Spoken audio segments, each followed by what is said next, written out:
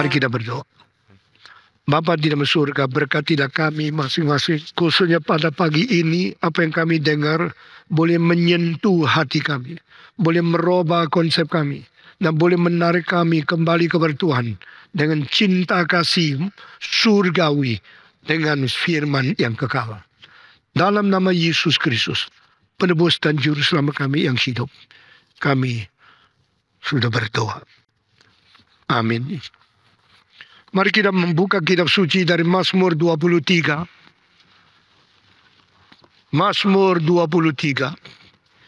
Kita membaca bersama-sama dari ayat 3 sampai ayat 6. Mazmur 23 dari ayat 3 sampai ayat ke-6. Kita membaca bersama-sama. Ia menyegarkan jiwaku. Ia menuntun aku di jalan yang benar. Oleh karena namanya, sekalipun aku berjalan dalam lembah kekelaman, aku tidak takut bahaya, sebab Engkau besertaku. Gadamu dan tongkatmu, itulah yang menghibur aku. Engkau menyediakan hidangan bagiku di hadapan lawanku. Engkau mengurapi kepalaku dengan minyak, pialaku penuh melimpah.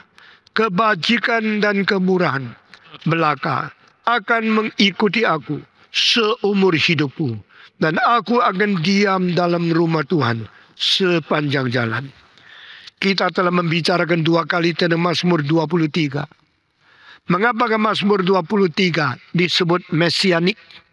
Kenapa ini tergolong Mazmur bernubuat tentang Yesus Kristus?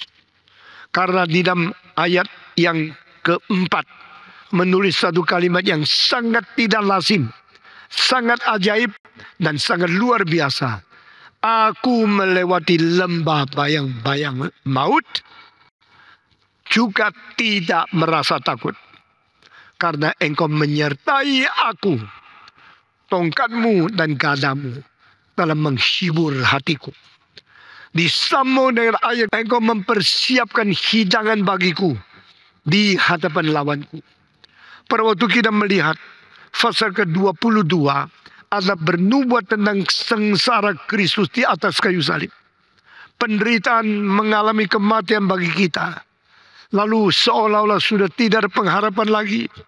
Di dalam pasal ke-23 berkata, yang melewati kematian ini akhirnya keluar dari lembah bayang-bayang maut dan mendapatkan hidangan yang besar dan limpah di hadapan musuhnya yang tidak bisa apa-apa. Di sini kita menyambung pengertian Kristus mati. Akhirnya dia berada di dalam tempat kematian. Apakah dia berada di dalam tempat akhirat dan tidak ada kemenangan lagi? Tidak. Karena di dalam pasal 15 sudah dikatakan, ia tidak diserahkan kepada maut. Ia tidak akan rusak tubuhnya. Dan ia tidak akan diberhentikan di dalam tempat akhirat. Kalimat-kalimat daripada pasal 2, pasal 8, pasal 15, pasal 22 mempersiapkan pengertian kepada kita. The same from the Lord, the same of Jehovah, yang kudus daripada Tuhan Allah, tidak akan dibiarkan rusak tubuhnya. Apa artinya tidak dibiarkan rusak tubuhnya? Dia tidak akan hancur.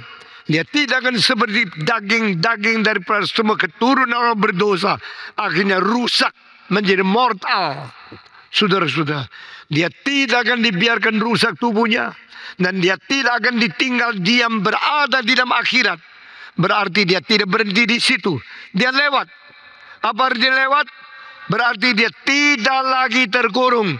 Dia sudah keluar dari dalamnya. Dari ayat-ayat semua sebelumnya sampai ayat sini, kita mengetahui Yesus tidak akan terkurung di dalam kuburan. Yesus tidak akan berhenti di dalam kematian. Yesus tidak akan rusak tubuhnya di dalam kuburan. Dia akan hidup kembali.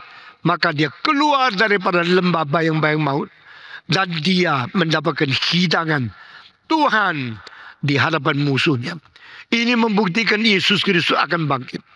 Bagaimana mungkin satu syair yang ditulis 1000 tahun sebelum terjadinya segala sesuatu sudah menubuat, sudah melihat, dan sudah memastikan semua langkah-langkah tentang Yesus Kristus. He will die. He will pierced. He will hang on the cross. He will cry, my God, why hast thou forsaken me? Bagiannya akan diundi. Semua sudah ditulis. Tetapi dia tidak berhenti di tempat mati. Dia tidak rusak tubuhnya. Dia akan melewati tempat lembah bayang-bayang dan keluar lagi dari sana. Ini berarti dia akan bangkit. Yesus bangkit. Ini ayatnya di sini. Dan ayat seperti ini tidak pernah muncul di dalam buku kitab suci dari agama apapun. Hanya Yesus Kristus. Dari perjanjian lama sampai perjanjian baru, kita melihat satu garis merah yang menelusuri dari awal sampai akhir tentang Kristus. Kristus, Kristus, Kristus. Saudara-saudara sekalian, 100 lebih tahun yang lalu, seorang profesor dari Hebrew University, orang Yahudi, namanya Martin Buber. Dia mengatakan hubungan manusia dengan segala sesuatu hanya terbagi 3 macam atau 3 tingkatan. Pertama, I and it. Ini satu cangkir. I need it because I drink by using it. I eat and I drink. I need the water. I need a glass. Ini satu it. Tapi pada waktu engkau mulai ingin menikah, engkau mendapatkan seorang calon pacarmu, lalu engkau mulai memikirkan dia. Engkau memikirkan dia, tak mungkin sama seperti engkau memikirkan gelas. Engkau merenungkan dia, memikirkan dia, membayang-bayang, mengingat mukanya, senyumnya. Dia itu adalah seorang bukan it. Pada waktu engkau mendapatkan satu foto dari dia, itu it. Tapi orang bukan foto, foto bukan orang. Orang itu a person, a living girl. Itu her, bukan it. Setelah engkau bicara sama dia, coba-coba mungkin tidak mendapatkan persetujuan dia menjadi pacarmu. Akhirnya dengan susah payah, terakhir dia mengatakan, okay, I want to marry you. Pada waktu dia mengatakan, saya bersedia nikah dengan engkau, engkau hati berdebar-debar. Saat itu dia menjadi engkau.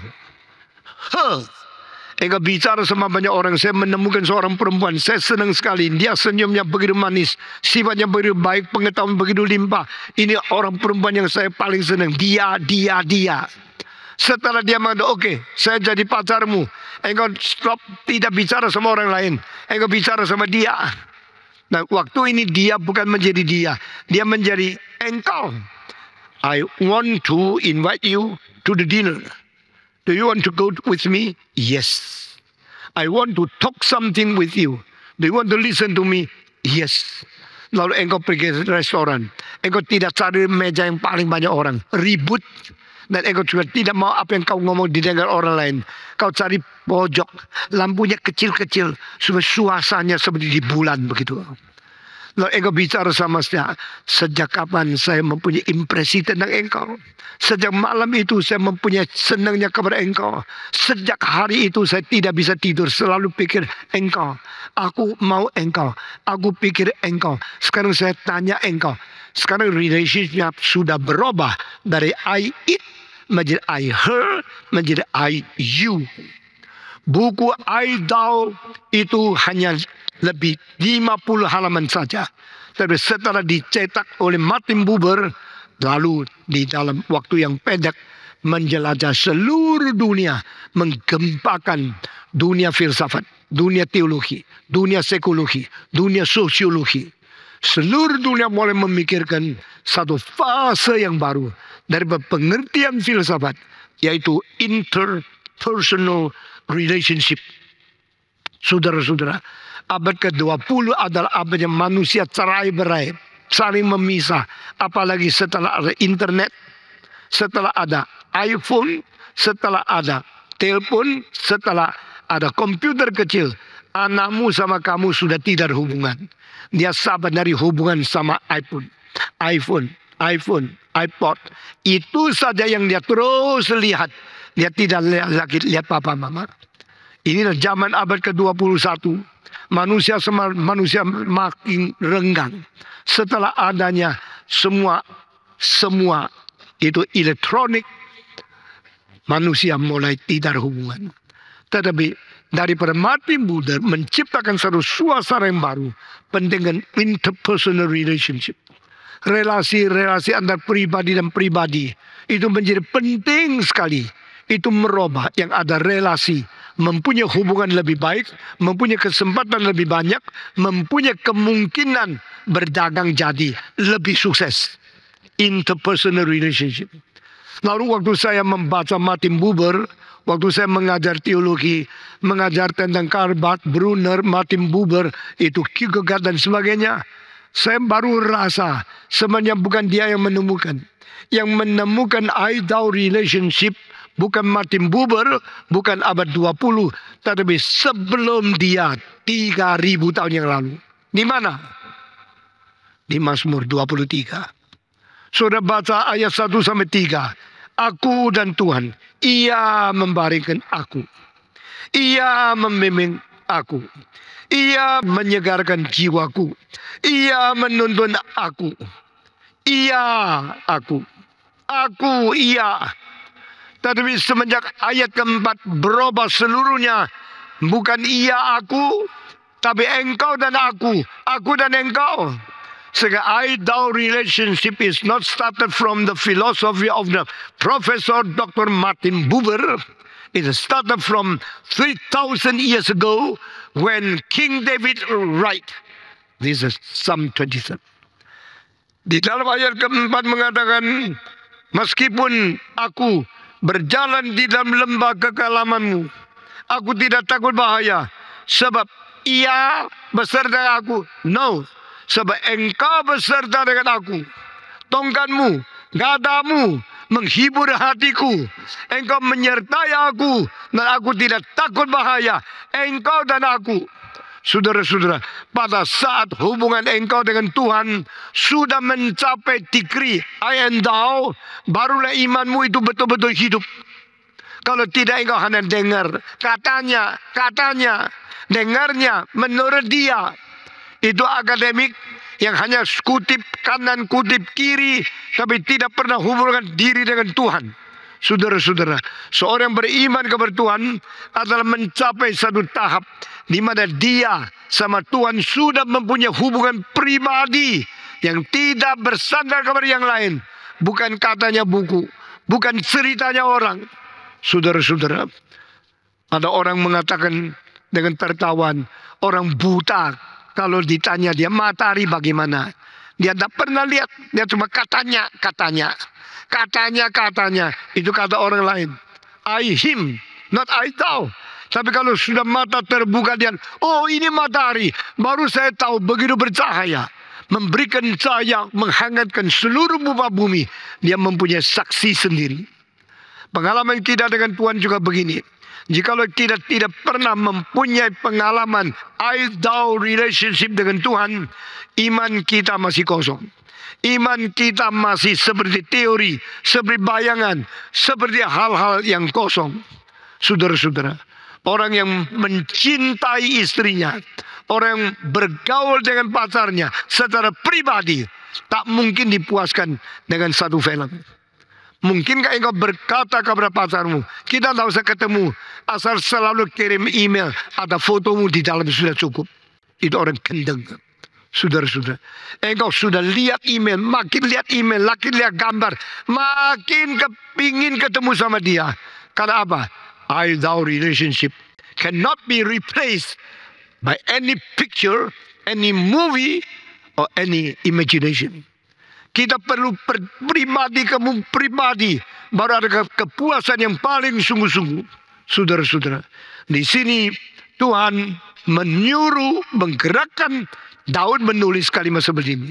Meskipun aku mengalami, meskipun aku masuk ke dalam lembah bayang-bayang maut. Artinya apa? Jangan karena engkau kira engkau sudah anak Tuhan, dibiarkan Tuhan, tidak usah diuji, tidak usah dilatih, tidak usah diolah. Tuhan justru mengolah engkau, menguji engkau, melatih engkau.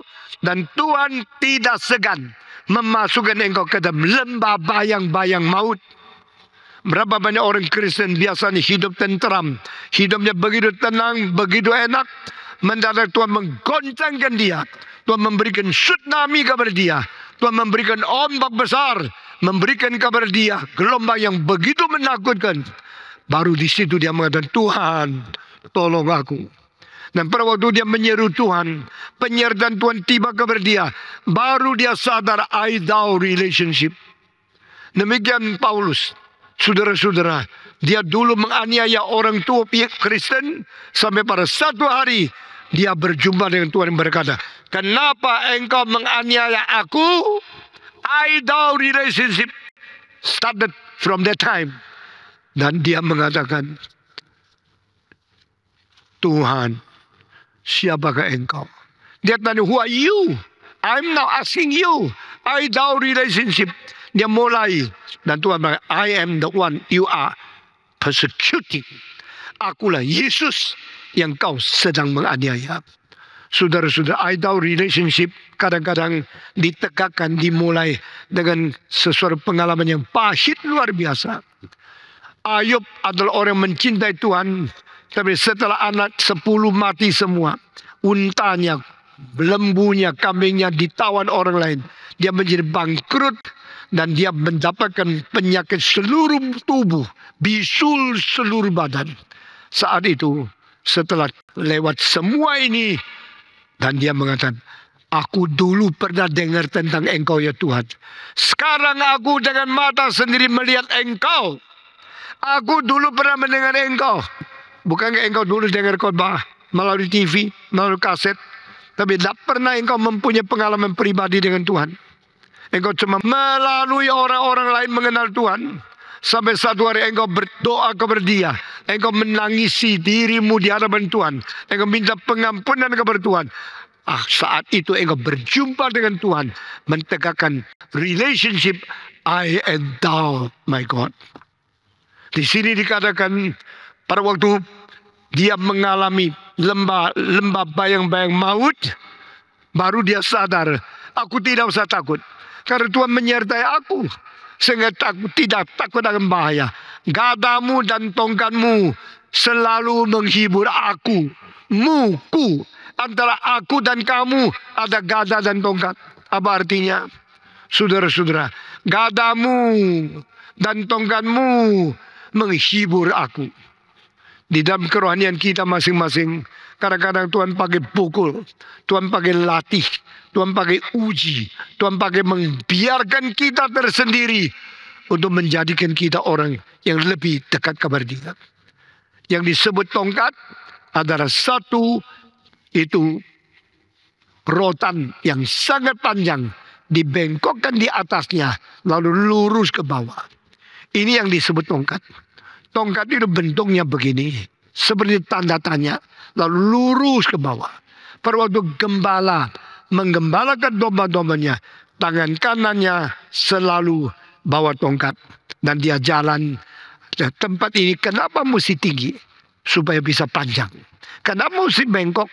Supaya ada fungsi tertentu yang perlu digunakan.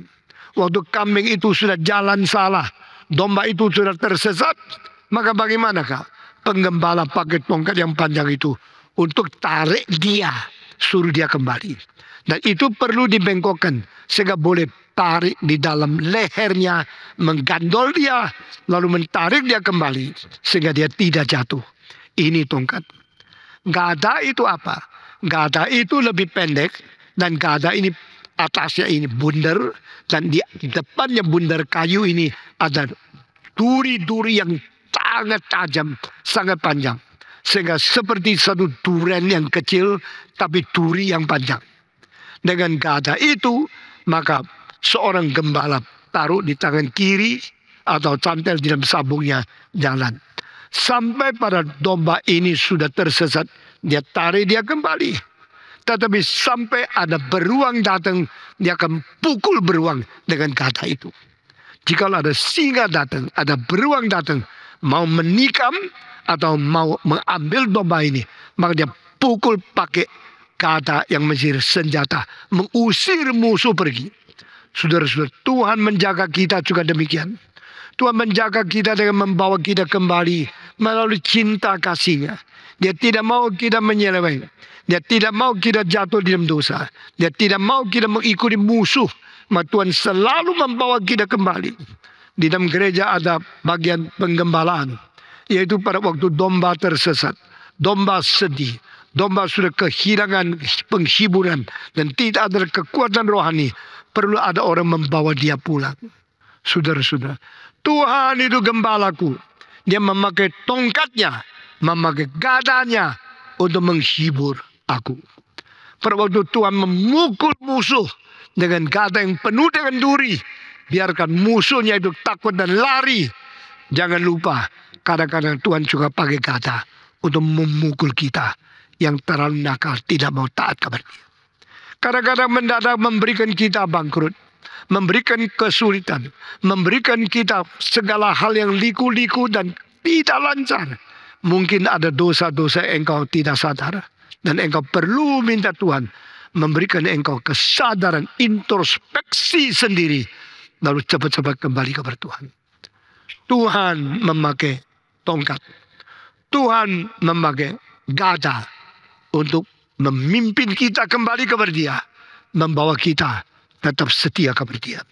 Setelah pasal ini, ayat ini dikatakan, lalu Dia melewatkan aku daripada itu dan menghidangkan aku di hadapan lawanku. Apa artinya? Bagi Yesus Kristus yang tidak berdosa, Yesus bukan tidak perlu dididik, dihajar, tapi Yesus menjadi pemimpin kita yang melewati kematian. Waktu Dia keluar, Dia mencapai kemenangan yang luar biasa. Kemenangan Yesus Kristus dinyatakan di hadapan musuh. Saudara-saudara, sebelum Dia mati, musuhlah yang membuat segala kesulitan untuk Dia, supaya Dia akhirnya harus mengalami penderitaan yang besar. Tapi Yesus sengaja melalui kematian mengalahkan penguasa maut, yaitu iblis. Yesus sengaja melalui kematian untuk merebut kembali kuasa kematian yang berada di tangan setan. Saudara-saudara, Tuhan membiarkan iblis sementara mempunyai kuasa melampaui daripada manusia. Dan Alkitab di dalam 1 Yohanes pasal 5 ayat 19, seluruh dunia berada di bawah kuasa tangan si jahat itu. Dan seluruh dunia berada di bawah tangan si jahat itu. The evil one. Tuhan Allah adalah the Holy One. Setan adalah the evil one. Tuhan yang maha suci, yang suci dari Tuhan, itu Yesus Kristus. Yang jahat, yang menguasai dunia, itu iblis. Seluruh dunia berada di bawah si jahat itu. Barang siapa mau menjadi juru selamat dunia, barang siapa mau menyelamatkan umat manusia dari seluruh dunia ini, dia harus bisa melepaskan mereka dari tangan si jahat ini. Itu sebab Yesus harus mati. Jikalau Yesus tidak berdaging, Yesus tidak mungkin mati. Jikalau Yesus tidak berdaging dan berdarah, tidak mungkin mati di atas kayu salib. Jikalau Yesus tidak berdarah, tidak mungkin mengampuni dosa kita. Jikalau Yesus berdaging, berdarah, harus mati, maka Dia harus melewati lembah bayang-bayang maut. Jikalau Yesus melewati lembah bayang-bayang maut, Dia harus berperang di dalam kematian dengan yang menguasai akan kuasa kematian, yaitu iblis. Itu sebab kematian Yesus Kristus adalah khusus untuk perang. Peperangan Yesus Kristus khusus untuk mengalahkan penguasa kematian. Dan penguasa kematian adalah iblis. Maka Tuhan Yesus turun dari surga, jelma menjadi daging, sengaja menjadi manusia, lalu boleh mati. Karena Dia tahu kalau Dia tidak mati, tidak ada keselamatan. Kalau Dia tidak mengalirkan darah, tidak ada pengampunan. Kalau Dia tidak masuk ke dalam lembah bayang-bayang maut, tidak mungkin perang. Kalau Dia tidak perang, tidak mungkin mengalahkan sang penguasa kematian, yaitu iblis. Kita bersyukur kepada Tuhan. Yesus sengaja mati untuk mengalahkan penguasa maut, yaitu iblis. Di provinsi Santung pernah terjadi satu hal. Santung provinsi yang subur sekali. Kalau panen banyak barang, buah, segala hasil bumi yang sangat indah dan sangat enak dimakan. Provinsi Santung pernah terjadi di satu desa yang paling banyak panennya, paling kaya hasil buminya, sering dikunjungi oleh perampok-perampok. Setiap kali perampok yang di atas gunung tunggu pada hari panen, mereka turun. Begitu turun tuh rampok habis, naik ke atas gunung. Kota itu, desa itu sedih sekali. Setiap kali kerja setengah mati, sudah tunggu sampai waktunya panen. Panen dan dihabisi oleh perampok. Mereka miskin lagi. Hidup di dalam kemiskinan bertahun-tahun. Mereka tidak berdaya karena tidak mempunyai kekuatan mengusir perampok yang besar-besar badannya. Waktu itu Santung di dalam penderitaan karena makanan tidak cukup. Semua panen diambil sama perampok. Mereka diam pengeluhan minta pemerintah. Pemerintah pun tidak berdaya. Karena tentara pemerintah tidak cukup untuk melawan perampok yang banyak sekali. Dan di pegunungan Santung ada tempat-tempat daripada sarang-sarangnya orang-orang yang menjadi perampok itu. Satu hari ada seorang yang besar sekali datang ke desa ini. Tanya, apa kesulitanmu? Mereka mengatakan, kesulitan kami adalah perampok selalu menghabisin panen yang besar daripada tempat ini. Di mana perampok itu? Di atas gunung itu ada gua-gua. Tidak ada orang berani naik. Tidak ada orang bisa menangkan mereka. Kami terus dirugikan setiap tahun. Orang ini mengatakan, kasihan sekali. Saya harap saya bisa bantu engkau. Bagaimana engkau bisa bantu aku? Engkau mempunyai tentara? Tidak ada. Engkau mempunyai satu kelompok orang banyak? Tidak ada. Jadi engkau membantu. Saya mau pelajari kesulitanmu dulu. Bolehkah saya ikut engkau menjadi petani di sini? Silakan. Lalu orang ini masuk ke desa itu. Pura-pura menjadi petani. Khususnya berapa bulan menjelang panen. Dia kerja berat di situ. Sudah waktunya panen, dia ikut panen. Dia sengaja menjadi seorang yang bekerja di sawah, kerja berat. Mendadak panen sedang dijalankan. Turunlah perampok yang banyak itu dari atas. Lalu pada waktu turun semua lari. Karena tubuhnya tak kuat, tak bisa melawan. Dengan mata melihat mereka ambil segala panen itu. Tapi yang ini tidak mau lari. Orang ini sengaja di situ. Terus tidak mau lari. Perampok datang mau ambil barang. Dia tidak mau kasih. Akhirnya ribut dan bertarung. Sudah bertarung, dia akhirnya kalah dan ditangkap. Sudah ditangkap karena dia berontak. Diberikan tali ikat badannya. Dibawa ke atas gunung. Semua orang menangis. Aduh, ini orang baik. Ini datang bantu kita kerja berat di tengah-tengah kita. Sehingga panennya kita banyak berhasil. Baru panen berapa hari dia sudah ditangkap. Mereka sedih sekali. Tapi orang ini sengaja ditangkap. Sudah ditangkap masuk di gua. Lalu dia malam-malam dengan kekuatan yang luar biasa. Dia mempatahkan semua ikatan dari tubuhnya. Lalu waktu semua perampok lagi tidur nyenyak. Dia bangun sendiri. Dia pergi dapur bawa pisau. Lalu dia mulai membunuh satu persatu perampok-perampok itu. Pada waktu subuh banyak yang sudah mati berdarah. Saudara, akhirnya di tempat yang paling jauh, kepala perampok yang paling hebat silatnya baru dikunjungi. Waktu dia kunjungi itu, dikagetkan orang itu bangun. Langsung pakai pedang, perang sama dia. Saudara-saudara, dia sudah masuk, dia sudah mematikan, dia sudah mendapatkan senjata dari perampok-perampok yang lain. Maka dia mulai main pedang dengan perampok yang menjadi kepala itu. Ternyata dia sudah sangat capek baru ketemu perampok ini. Sehingga dia sangat tidak mungkin mengalahkan perampok itu. Tapi akhirnya saudara-saudara dia terus dengan iman, kekuatan, dengan ketabahan melawan. Sampai matahari sudah terbit. Akhirnya dia dengan kekuatan terakhir dan terbesar. Dia membunuh kepala perampok itu. Sudah membunuh kepala perampok itu. Dia potong kepalanya dengan pedang kepala perampok itu. Lalu jambak rambut itu. Dia turun dari gunung. Saudara-saudara, waktu itu dia turun dari gunung. Yang dibawa ini melihat ada orang turun, bawa sesuatu barang. Semua lihat siapa ini. Jangan-jangan perampok kepala itu kembali lagi untuk mengkacaukan kita. Mereka semua ketakutan. Tapi makin lama makin dekat. Baru mereka sadar, ini adalah orang baik yang pernah membantu mereka. Akhirnya kalah dan dirampas, diikat, dan dibawa ke tempat perampok. Waktu mereka lihat ada dia yang turun, mereka semua senang luar biasa.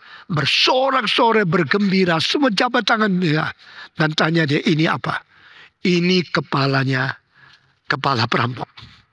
Ini kepala daripada kepala yang mengganggu engkau. Wah, mereka senang luar biasa. Saudara-saudara, cerita ini pendek, tapi cerita ini pernah terjadi. Cerita ini adalah cerita paling gampang untuk bikin kita mengerti mengapa Kristus masuk ke dalam lembah bayang maut. Kalau Yesus tidak mati, dia tidak masuk. Kalau Yesus tidak masuk, tidak ketemu setan. Kalau Yesus tidak masuk berperang dengan setan, tidak kemenangan bagi orang Kristen. Tapi Yesus Kristus sengaja mati. Yesus Kristus sengaja masuk ke dalam lembah bayang-bayang maut. Yesus Kristus sengaja bertemu dengan iblis dan berperang dan menghancurkan dia. Lalu keluar daripada lembah bayang-bayang maut itu. Saudara-saudara, kita mengerti inilah namanya kemenangan. Kemenangan yang hanya di dalam kertas tidak gunanya. Kemenangan yang hanya di dalam otak tidak gunanya. Kemenangan yang hanya di dalam mulut tidak gunanya. Kemenangan yang betul masuk perang dengan orang yang menjadi musuh. Dan engkau bisa mengalahkan dia, menghancurkan seluruh kekuatan dia, dan memotong kepalanya.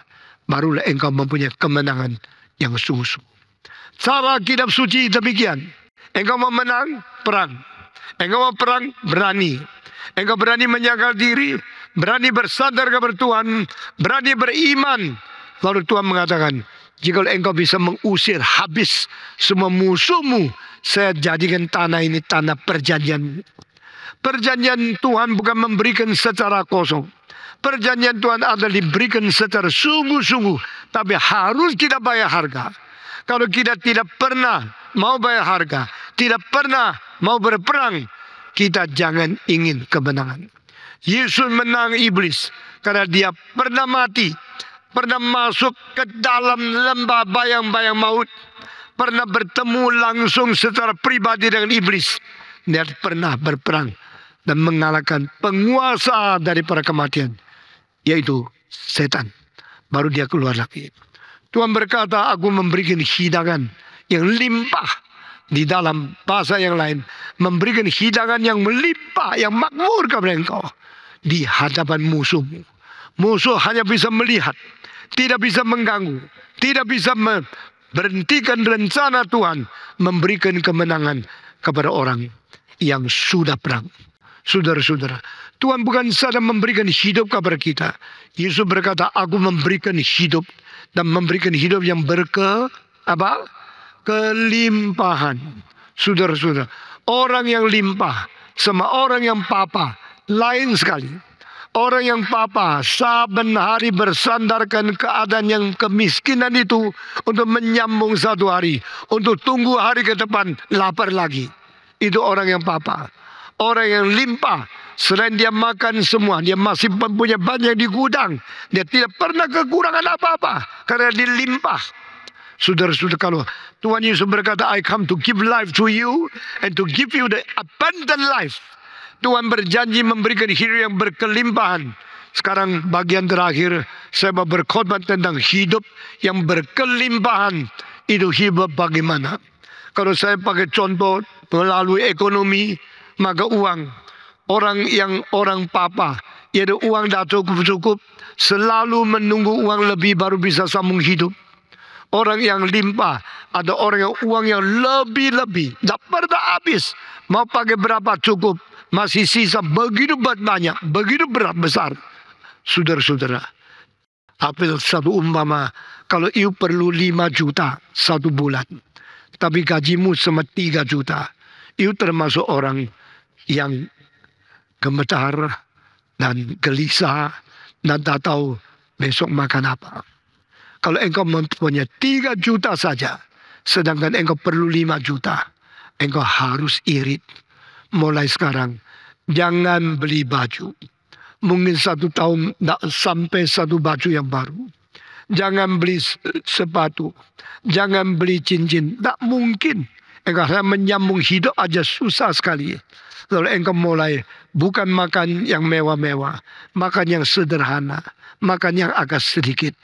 Akhirnya engkau sering ngerasa lapar. Itu orang yang papa. Orang yang limpah mempunyai uang. Mau tulis cek berapa, tidak usah khawatir. Pakai uang berapa, tidak usah khawatir. Uangnya berlimpah-limpah di dalam kantongnya. Dia tidak takut. Itu orang berlimpah-limpah. Ini contoh pertama. Tetapi saudara-saudara, saya lebih suka memakai contoh yang kedua. Contoh yang kedua adalah limpah di dalam kemiskinan. Engkau bilang bagaimana? Limpah di dalam kemiskinan. Salah seorang pendeta yang terbaik yang pernah kita miliki, gajinya tidak besar. Mempunyai 3 anak, seorang istri, keluarga cukup besar. Dia sudah meninggal dunia, tapi saya selalu ingat dia.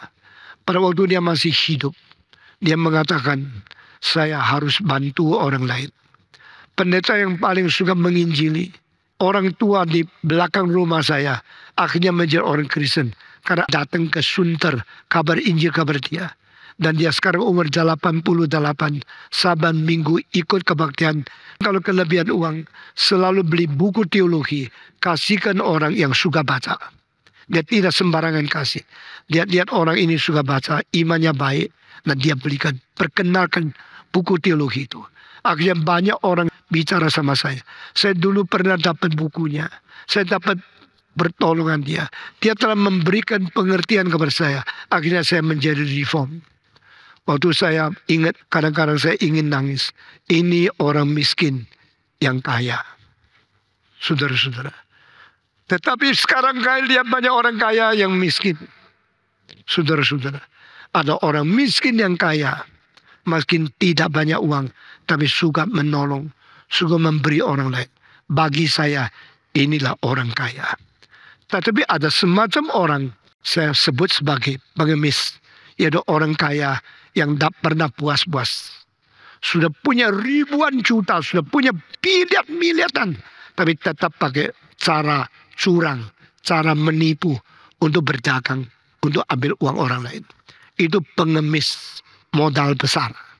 Itu pengemis konglomerat. Adakah orang miskin yang kaya? Ada. Adakah konglomerat yang miskin? Ada. Adalah orang miskin yang berlimpah-limpah? Ada. Ada konglomerat yang masih menjadi pengemis banyak. Jikalau engkau sudah cukup, tapi tidak pernah puas, masih pakai cara curang, cara menipu, cara tipu muslihat untuk mengkerok uang orang lain, engkau pengemis konglomerat. Jikalau engkau orang miskin, merasa cukup, masih berikan pertolongan kepada orang yang lebih miskin, engkau orang kaya yang masih miskin. Barang siapa berjiwa orang kaya, sementara masih miskin, tunggu hari depan, tunggu lihat bagaimana Tuhan akan memberkati dia. Bagaimana orang konglomerat yang masih berjiwa pengemis, yang mau merampok, yang mau menipu orang lain, tunggu lagi, berapa puluh tahun lagi, anaknya menjadi pengemis. Saya bukan berbohong atau menakut-nakuti saudara. Karena ini dari dalil Alkitab. Tidak ada seorang benar yang keturunan menjadi pengemis. Demikian janji Tuhan. Tapi orang-orang kaya yang tidak mengenal Tuhan, tidak takut Tuhan, tidak mau menolong orang miskin, Alkitab mengatakan, barang siapa yang tidak menaruh belas kasihan kepada orang miskin, Tuhan juga tidak menaruh belas kasihan kepada dia. Di dalam 2 generasi, mungkin cucumu menjadi pengemis di pinggir jalan. Mungkin orang miskin, seperti apa yang saya katakan, menjadi orang terkaya di dalam zamannya. Jangan kita sombong. Orang kafir mengatakan, feng shui lun liu zuan. Kita mengetahui bahwa matahari tidak tentu padang saben hari. Juga tidak tentu angin tofan tidak akan berhenti. Kita mengetahui segala sesuatu di dunia ini semua sementara, semua pinjaman saja. Saya seorang yang tidak kaya, Tapi saya rasa saya kaya. Karena saya kaya iman, saya kaya pengetahuan, saya kaya moral, saya kaya cinta kasih kepada orang lain. Saudara-saudara, Tuhan akan memberikan hidangan besar untuk engkau. Bahkan di hadapan musuhmu. Biar musuh melihat mereka tidak bisa apa-apa. Mereka ingin tidak dapat makan. Mereka mengalirkan agar ludahnya tetap di luar lihat. Tuhan berkata, memberikan kepada engkau hidangan yang begitu makmur di hadapan musuhmu. Saudara-saudara, Yesus Kristus adalah yang paling miskin. Setan pernah menawarkan, saya berikan seluruh dunia kepada engkau, asal engkau sembah aku, tunduk satu kali kepada aku. Yesus menjawab, nyala engkau. Saudara-saudara, waktu Yesus dilahir, dia tinggal di tempat palungan binatang. Tapi hari ini, setiap hari Natal, miliaran, triliunan hadiah yang dikirim ke sini sana demi nama Yesus menolong orang miskin. Siapakah orang kaya? Siapakah orang miskin? Jangan menipu diri. Jangan kira uangmu banyak engkau kaya. Juga jangan kira uangmu sedikit engkau miskin. Karena pentakaran, penilaian miskin kaya dari Tuhan berlainan dengan manusia. Kiranya Tuhan memberkati kita masing-masing. Mari kita berdiri. Bapa terima kasih. Bapa terima kasih. Bapa di dalam surga, puji terima kasih. Aku percaya kepada Allah, Bapa yang Maha Kuasa, Khalik langit dan bumi, dan kepada Yesus Kristus, lahir dari anak darah Maria, yang kandung, mati dan dikuburkan, turun ke dalam neraka, pada hari yang ketiga, bangkit pula dari antara orang mati, naik ke surga, duduk di sebelah kanan Allah, Bapa yang Maha Kuasa, dan dari sana ia akan datang untuk menghakimi orang yang hidup dan yang mati. Aku percaya kepada Roh Kudus, gereja yang kudus dan am, persekutuan orang kudus, pengampunan dosa, kebangkitan tubuh, dan hidup yang kekal. Amin.